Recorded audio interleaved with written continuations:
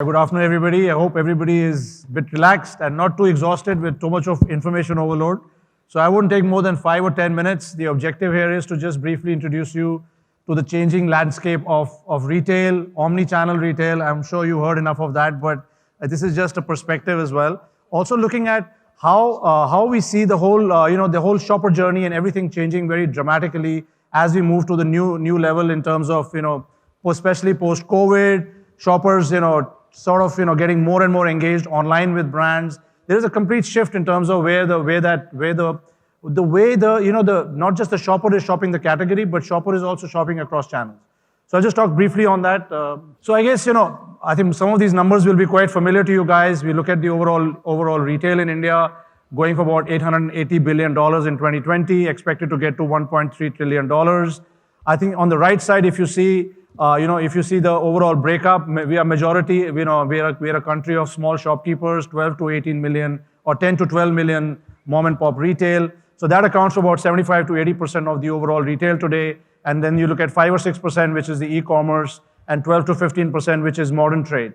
And then if you fast forward to 2025, the big share loss on a bigger pie is going to be with your mom and pop trade or your general trade, with e-commerce and modern retail, depending on how the next 2 to 3 years go in terms of expansion, they're accounting about 15% each. If I look back, and what is driving this? I mean, the big factors that are driving this obviously is clearly the overall sort of use of the penetration of smartphone users. The phones are becoming more and more cheaper, a lot of functions, each person spending between 3 and 4 hours every day on their phone, across data, etc., and everything from payments to data, to basically surfing the net and taking care of all your requirements. And on the other side, we see again a big push of online payments that's also enabling the whole ecosystem to basically develop.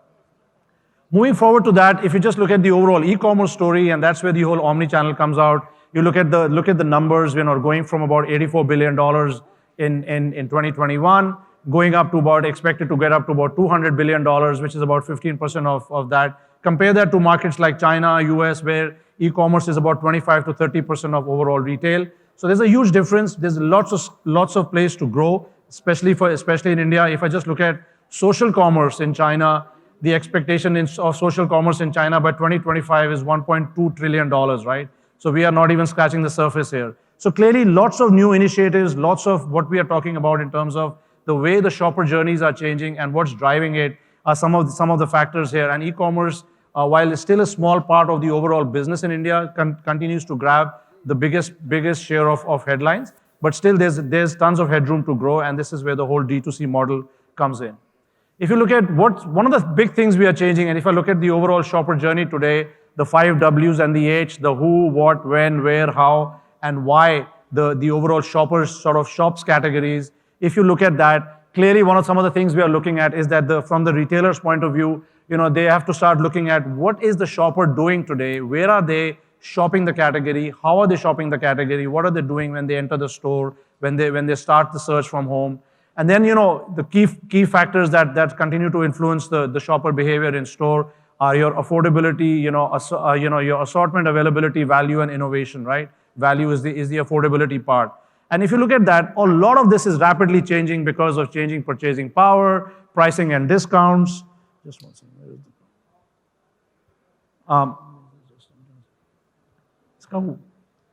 Where's the cursor in this? Anyway, so you got increased and varied sort of competition.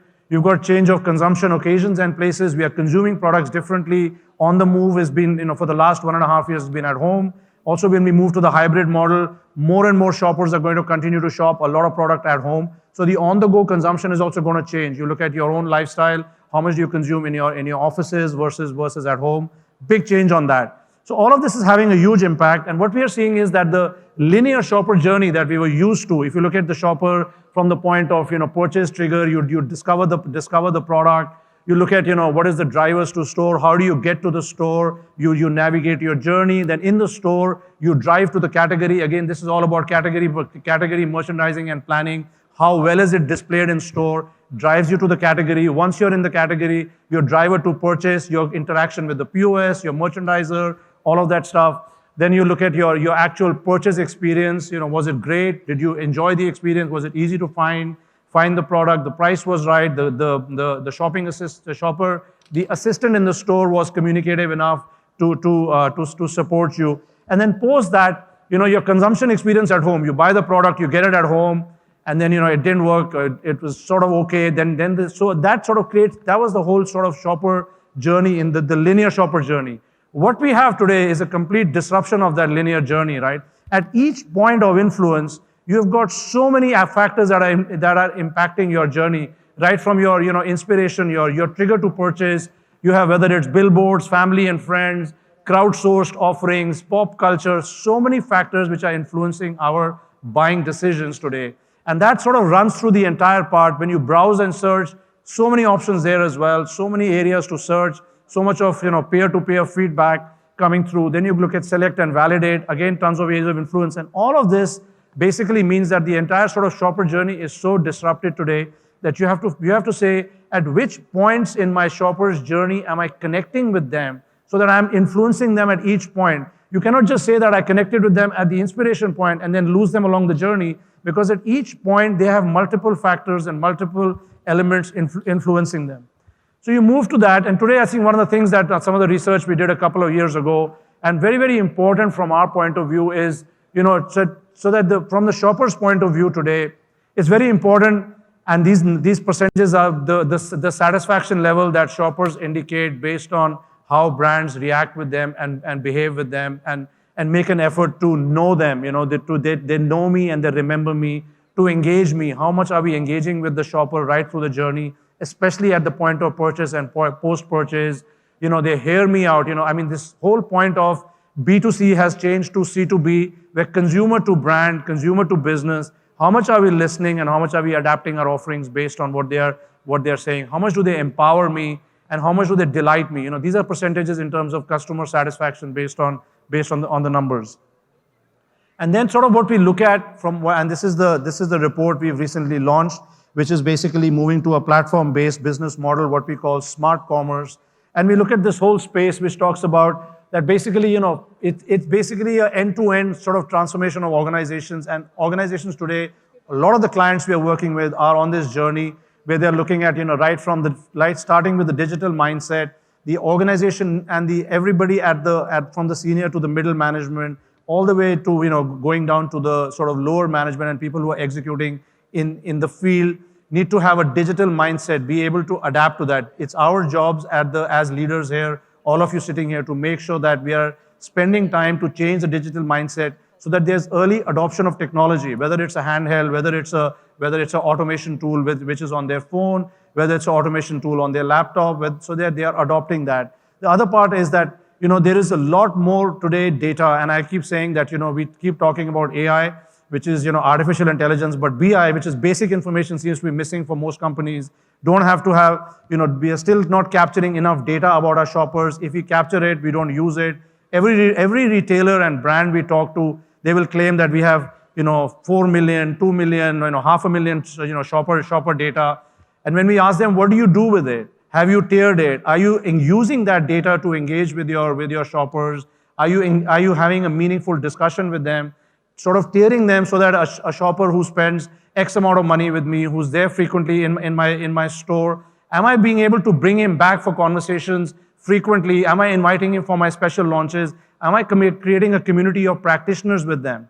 So I think that some of those, so the piece around personalized marketing is very, very critical on that. Then you have the whole digital sales and service effectivity, creating that whole piece around, that your entire sales and your entire sales and service system gets connected digitally, so that not only when the shopper is buying the product, but when he or she is going home, engaging, when he or she needs a service for the product, when he or she needs a recall, wants products changed, we are continuously engaged with that. Then obviously there's a whole piece around smart pricing today with multiple channels opening up, whether it's e-commerce, whether it's, blended commerce, whether it's offline, you have modern trade, retail, general trade.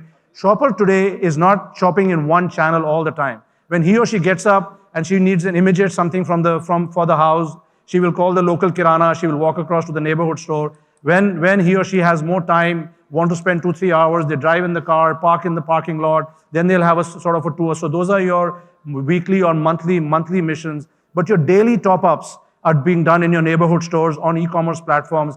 Huge amount of price discrepancy today that the shopper is and in many cases it benefits the shopper, but at the expense of the brands. So how are we sort of relating the whole pricing in it, and what level of regular feedback do we have from all the channels around the pricing is very, very critical. Then there is a whole piece around effective portfolio management. Today, you have to have portfolios by channels. You cannot just say the same product will sell through all the channels and through every sort of, and even within channels, you have to know what your ABC store classification means. When I was working in UK many years ago, and when we used to work with this retailer called Boots, I'm sure you guys have heard of it, out of 1,700 stores they had at that time, they had something like 1,600 planograms.